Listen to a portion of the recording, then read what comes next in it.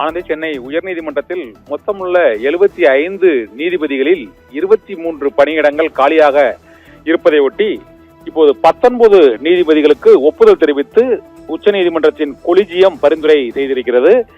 இதில் 10 வழக்கறிஞர்கள் மற்றும் 9 மாவட்ட நீதிபதிகள் இந்த உயர்நீதிமன்ற நீதிபதிகளாக உச்சநீதிமன்ற கொலிஜியத்தால் பரிந்துரைக்கப்பட்டிருக்கிறது. இந்த கொலிஜிய பரிந்துரைக்கு குடியரசுத் தலைவர் ஒப்புதல் தெரிவித்து அவர்களுக்கு அந்த நீதிபதிகளாக பணி நியமனம் செய்வதற்கான உத்தரவை அவர் அறிவிப்பார்.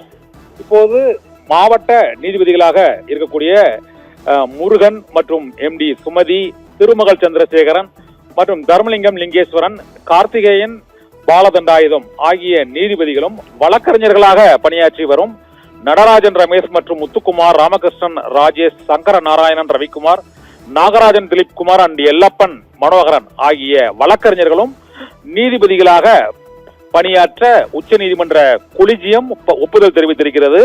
இந்த ஒப்புதலுக்கு பின்னர் குடியரசுத் தலைவர் அதற்கு உரிய அறிவிப்பை, இவர்களை சென்னை உயர்நீதிமன்ற நீதிபதியாக பணியாற்றுவதற்கான அந்த அதிகாரப்பூர்வ அறிவிப்பை வெளியிட இருக்கிறார்.